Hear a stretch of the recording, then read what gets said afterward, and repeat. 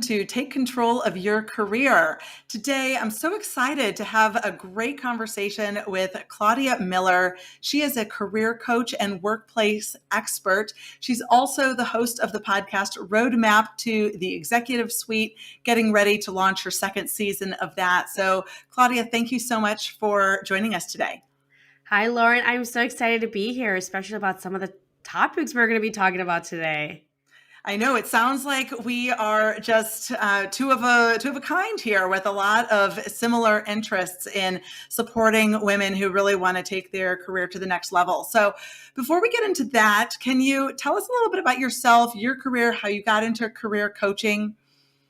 Yeah, so, I never, first of all, I didn't even know career coaches existed growing up. So it's not like, hey, when I was a young kid or I was a young girl, I dreamed about being a career coach.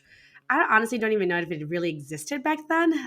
But my career trajectory was I was studying to be an architect. I went to, in high school, I joined competitions. I interned with Frank Lloyd Wright's grandson in Wisconsin. And then I went to college and I realized I didn't like architecture. I'm an extrovert, and most architects tend to be on the introverted side where you're kind of alone to your design. And well, now it's more like on the AutoCAD on the computer, but you don't really interact with a lot of people. And I enjoyed it. I was good at it, but it wasn't like something I'm passionate. And to think about doing that for the next, 20, 30 years plus, I just knew it wasn't right for me. So I changed majors and I ended up graduating with like a bachelor's in economics and sociology. And that's when I found myself with one interview. I mean, I am a Bill and Melinda Gates scholar where it's full ride. They paid for a bachelor's and master's, and I got good grades. Wow. Yeah, so very involved. I did everything that everyone tells you to do. So I was ready and, I was very, I would say, full of confidence where it wasn't rightly deserved, I guess, at that point. Because I just imagined, like, I I'm call going to that have, hubris. yes. So, like, in no time, I'm going to have so many job offers and so many interviews. I'm going to hand pick any job offer that I want, and I'm going to make so much money. And that wasn't the case. I felt like a failure. And, as being like a type A personality, straight A student, I felt vulnerable. I felt powerless, ashamed, embarrassed. And it's like, how can I only have one interview? And thankfully, they offered me a job. But clearly, there's something I did wrong. Like, I did not do something that, I mean, I did everything what everyone told me to do, but there was something else that no one told me that I didn't do. Therefore, I got the results. So I knew that I never wanted to be in that position ever again. I wanted to accelerate in my career, climb up the corporate ladder, get paid very well, and I clearly did not have that skill set. So I really heavily invested in myself, where I worked with resume writers. I bought courses. I went to workshops, trainings. I read books. I reached out to people. Some of these people are like always on like Yahoo or Business Insider, like, oh, six figures at the age of 25.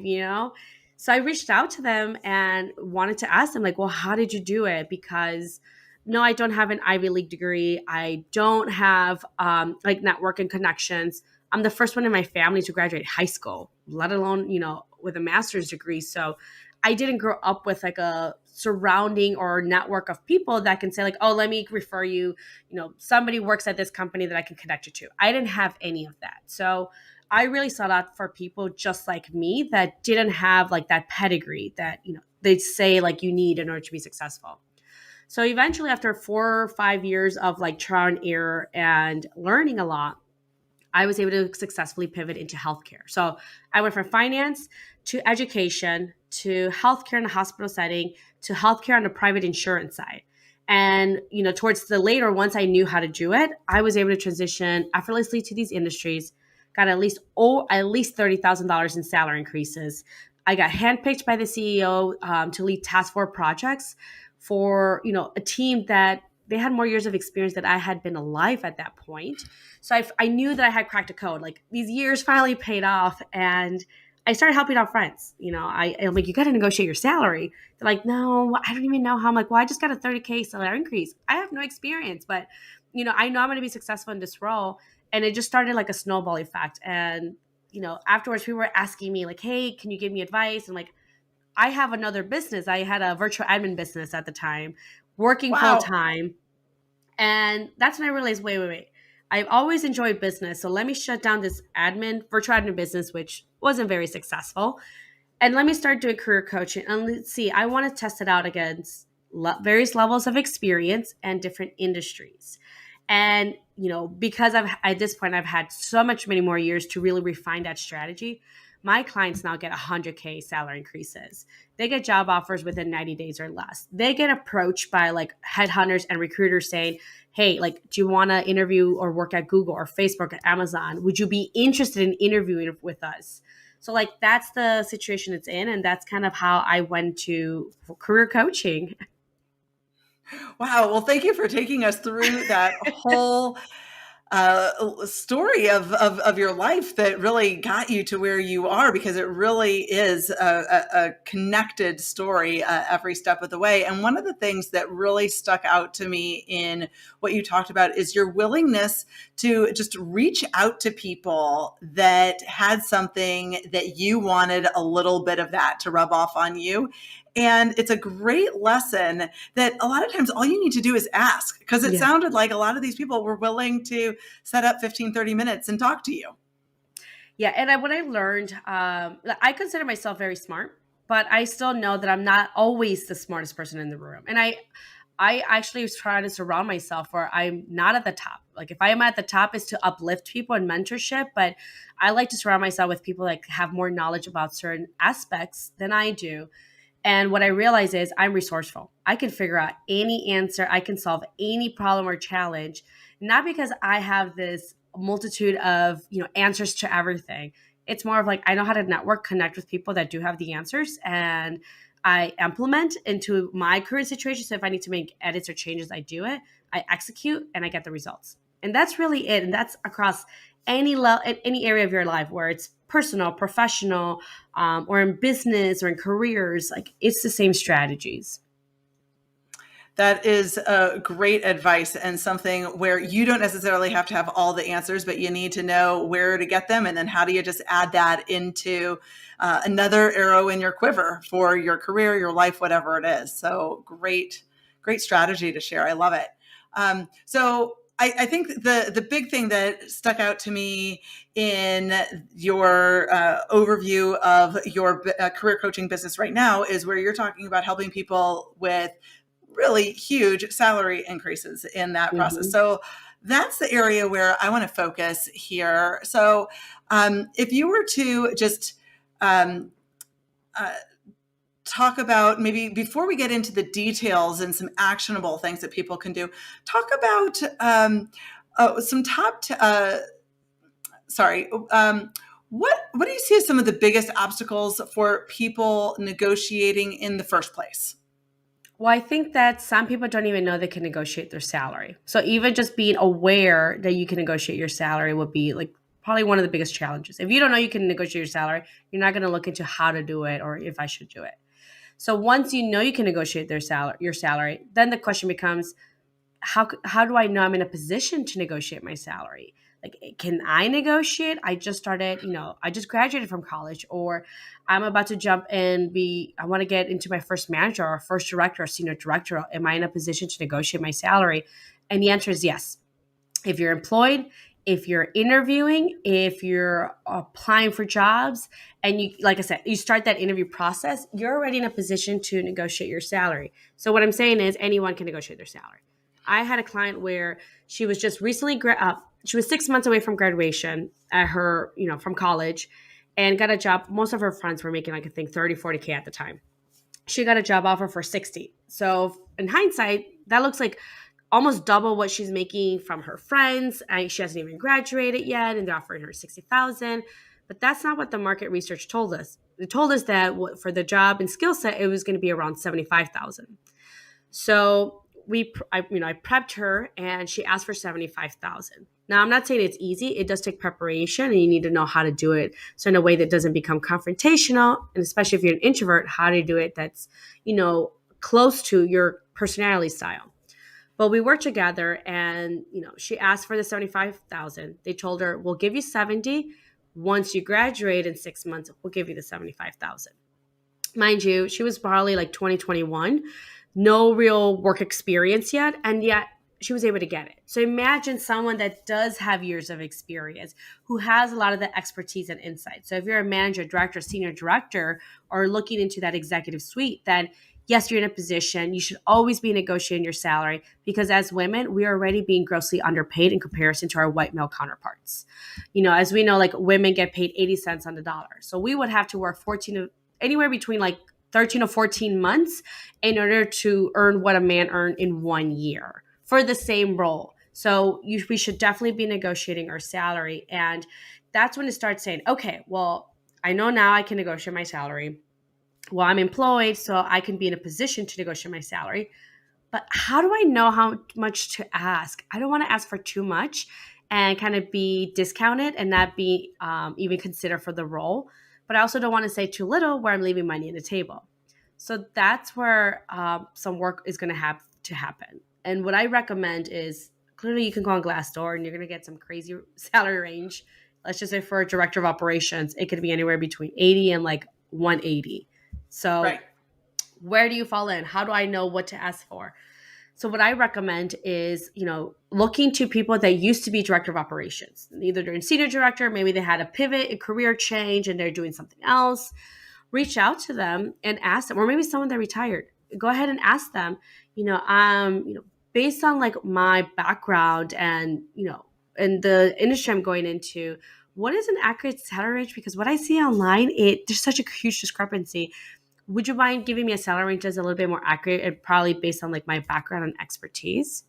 Then they can say, oh yeah, back in the day when I was director of operations, I used to get paid, between 120 and 140 plus 20% bonus and stock options. Or they can say, well, I haven't been director of operations in quite some time, but I know what I used to pay my director of operations, or here's how much I pay my director of ops. I give them anywhere between 140 to 160. They get this amount of bonus and benefits. Then the next question becomes, well, what makes you offer a candidate on the higher end of that salary range? It could be skill set, it could be a certification, it could be their background.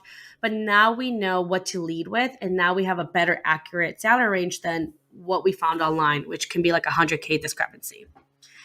Do it enough Absolutely. times. Yeah. Yeah, yeah. So that it's another example of just reaching out, and you are talking about reaching out to people maybe that you don't really know, but you're just asking for a few minutes of their time. Yeah, and I know some of your listeners are like, well, I don't know any director of operations. Like, I don't know how to connect with people online. And it's so easy now because you can look on LinkedIn and look at people that graduated from your alma mater or used to work at the same company you currently work in. Maybe you're looking to transition or pivot into a new industry, or, make that pivot. Reach out to someone that used to work for the same company, has done those changes and that transition, and ask them. A lot of people are willing to help. And, Yeah. that's why, Lauren, you started your podcast because you want to, it's not like you're getting paid millions of dollars doing a podcast. You're truly doing this because you want to help people. I'm in the podcast because I want to help people. There's just so many people out there that, for the most part, if we ask the right way and it's the right timing, we're more than happy to help. So it becomes with all of that. And it is a numbers game, meaning on average, for every 10 people I reach out to, 4 to 5 will respond. And I even reach out to like my favorite authors and see if they respond. And same thing, about half of them will respond back with either thanks or that's interesting, Claudia. I'm glad that you found the book helpful. Can you tell me a little bit more? How did it go when you implemented this strategy? And all of a sudden a conversation begins. So even if you consider yourself an introvert, ask someone, maybe some of your friends or maybe their parents or, their aunt, like aunt and uncle or whatever that is, like, do they know someone that used to be in director of operations, and start fighting to see if you have Well, your and network. and the other thing with LinkedIn, it's so easy to be able to search for director of operations, and then who in your network actually knows someone in their Yes. first degree connection. So then you can just ask for that introduction, and through a warm introduction, you're going to be that much more successful. But you're totally right. I mean, the alma mater strategy is a great one, as well as like you said, reaching out to people who used to work at that particular Mhm. company, and so they don't really necessarily have a huge vested interest at this point Yeah. in that, in the privacy of that information. But it's all really, really great strategies. And it's it's also banking on something that I think a lot of people don't necessarily intuitively think. They're like, oh, I can't ask that. I can't ask for this person's help. I don't know them. Why would they tell me anything about their salary? But, you know, just the same way that you shouldn't ever accept a job without, at least asking for something else, then, Yeah. same deal. There's no reason why you shouldn't ask for help in the job search process. So, Lauren, I'm going to disprove that theory really quick for some of your listeners. So, I'm going to ask you, Lauren, how much did you make in your first pay, like your first job? Even if it was in high school or college, how much did you make in your first paying job? My first paying job would Mhm. have been, I think it was probably like $10 an hour. Uh, Mine was seven back twenty in, five, back in, okay. and then we Yeah, felt well, comfortable. I'm like, oh, mine was a lifeguard, so therefore okay, I had a specific certification that I got to rely on. making the big bucks. So, like, mine was at 725 working at a department store. And I feel comfortable sharing that because why? I'm not giving you any intel or insight to how much I'm currently making. I'm talking about back in the past, back in the day. Oh, when I was just starting out, we feel comfortable telling people how much our first pay. And some of the people were glow. Actually, my first paying job, I used to get paid 425 because I was a server or bartender, and that's actually a true wage when I was a server or bartender. But again, it's now, if you ask someone how much are you currently making, then yes, people either will inflate the number or will just not just like tell you. But when you ask me their previous salary, they're like, "Oh yeah, back in the day, I used to make this much money." Or, you know what? It might be such a long time, but I know this is how much I pay my team members. I pay my team members very well, and like I hire the cream of the crop. So this is what I offer. And that's what we want to go after. We're not asking how much they're currently making. We're asking how much they used to make or how much do they pay their employees. And people are tend to be more comfortable in sharing that information as opposed to outright asking how much are you currently making and how much should I be asking for. So that's a good strategy that you can ask. And really, once you ask enough people, you'll start seeing a trend. And then it's up to you to decide where do you want to fall in within that range.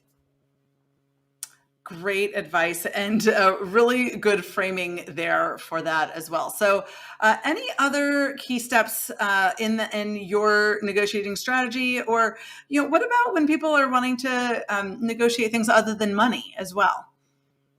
So I actually have a list, I think, of 36 other benefits you can negotiate besides your salary.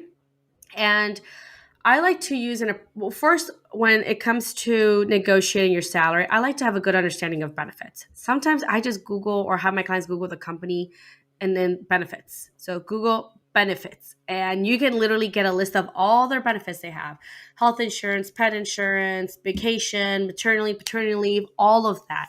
So you want to make sure you do your homework. So when they do offer, let's just say if you're applying for interviewing or job searching and they offer you a job, you can say, you already have an idea of what the benefits look like. Yeah, it's the total package. Exactly.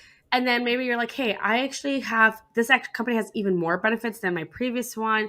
Actually, I might be able to save some money because of these new benefits I have. I just want to focus on the salary. And that's okay. Now, there have been situations where my clients are like, well, they already offered me like a really great salary range. Like it's the top end of the salary range. And sometimes they offer me more than what I found out was the top of the salary range or what they said they're willing to pay. So an example is a client was making 90,000, worked like in the hospital setting, and she was going on the corporate side. And what we found out and what the salary range is, the cap is like 150.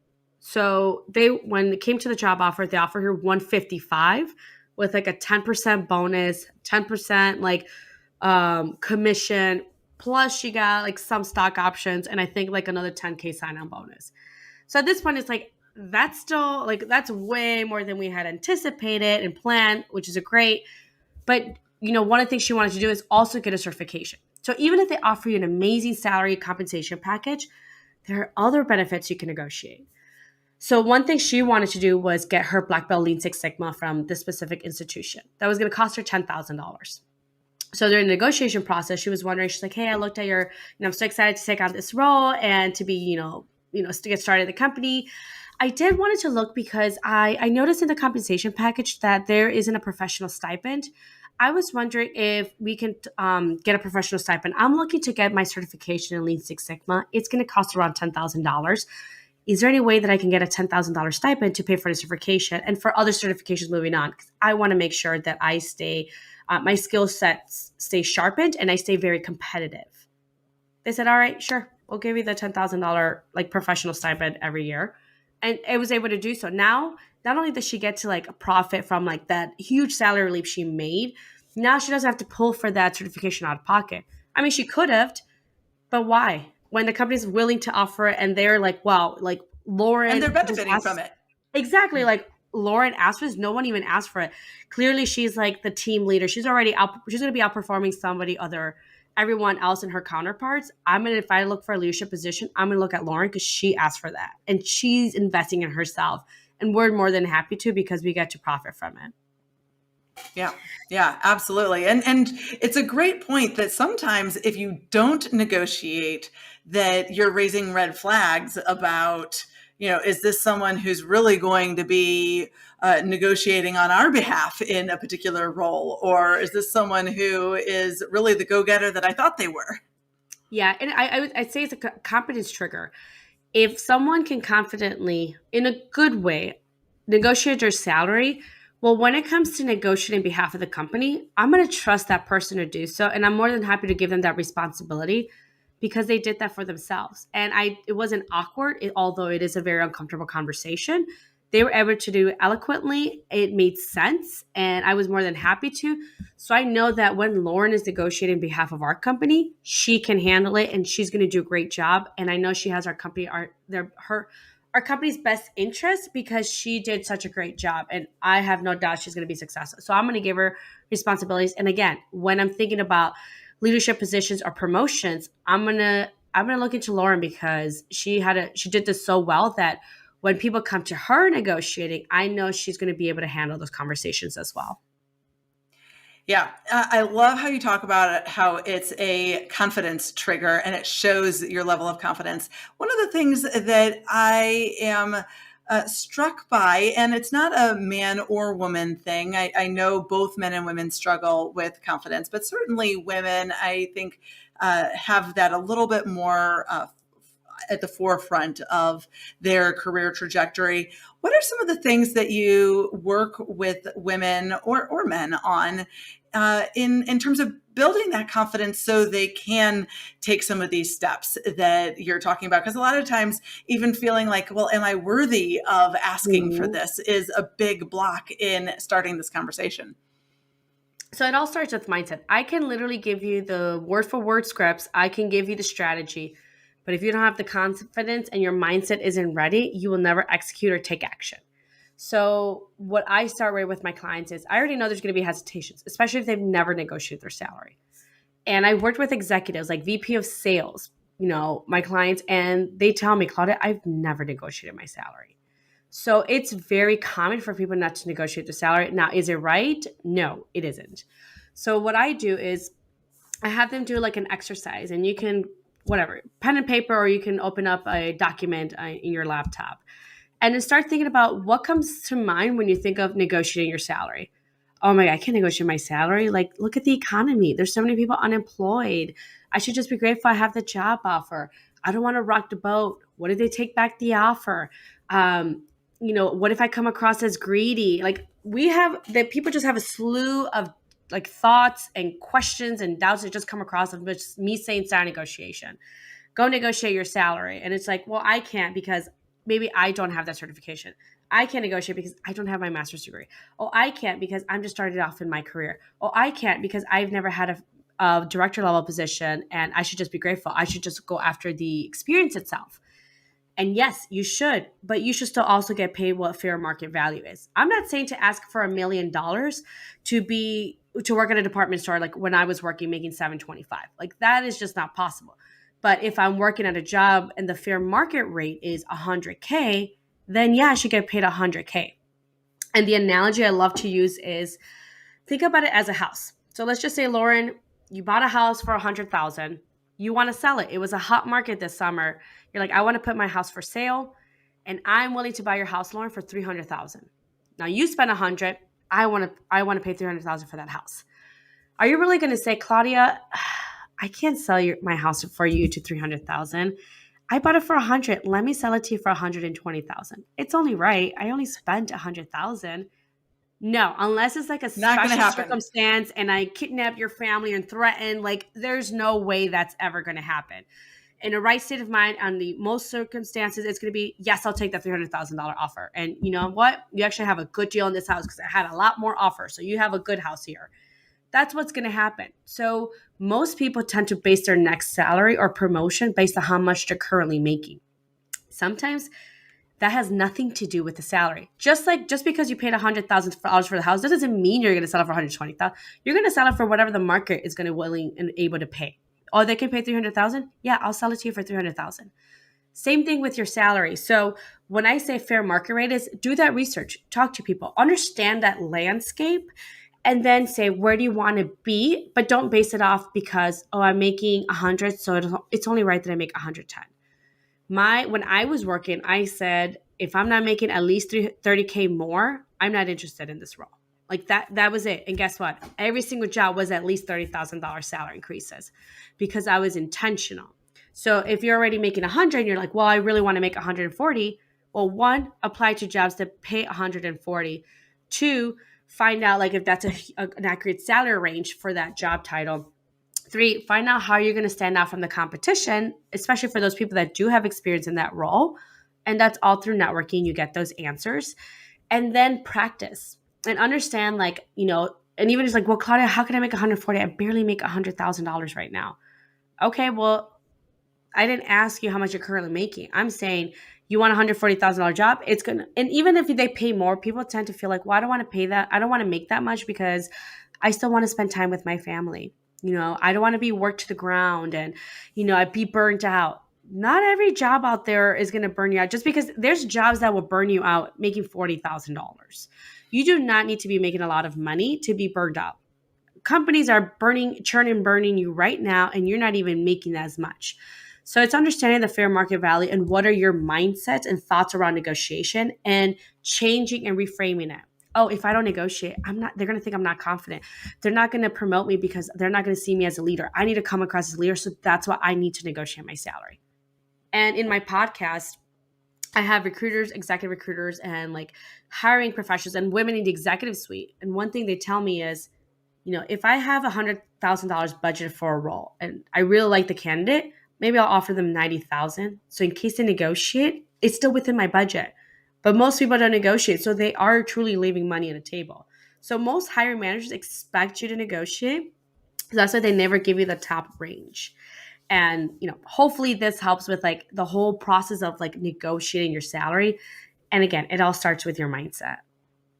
Wonderful. Such great insights. And I love how it's a focus on the mindset, on your network, which of course we know is another huge part of the job search process. But you gave us so much great content specifically on negotiating that we don't even really have time to get into the network. But, just it's a great point that you can take those relationships that you start in some of these conversations while you're doing your research and leverage that in your job search process as well for looking at different opportunities. So it is one big virtuous cycle once you really get into a good rhythm of leveraging your network in exciting ways. So yeah, and one of the things that when I tell clients, like when I say clients have gotten up to $100,000 in salary increases, is not because they get offered 100K and then they're like, no, I want $200,000 or I'm not taking this job. It doesn't happen that way. Instead, I position them as a top sought after candidate that the employer offers them on the top end of that salary range. Let's just say the 170.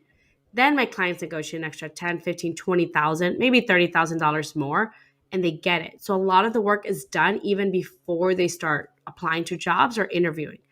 Because if you go against my clients, it's going to be really hard. We work at least, we work at least 3 to 6 weeks before they even start the job process. Most people tend to prepare for their interviews a week, maybe 2 weeks beforehand, but they just don't have time on their side. So really that preparation, working with a career coach and someone that can help them and knows the landscape can really help, a lot of job searchers or people just looking to move in their career ladder really get those disproportionate results because again, it's like we want to spend 80% sharpening the X in order to be able to get the results. And sharpening the axe in this case is preparing for the expected and the unexpected and creating that strategy around it. Great. Well, thanks so much, Claudia. Appreciate your insights. Really valuable, and especially valuable for the people who are turning those insights into dollars in their negotiation processes. So thanks again.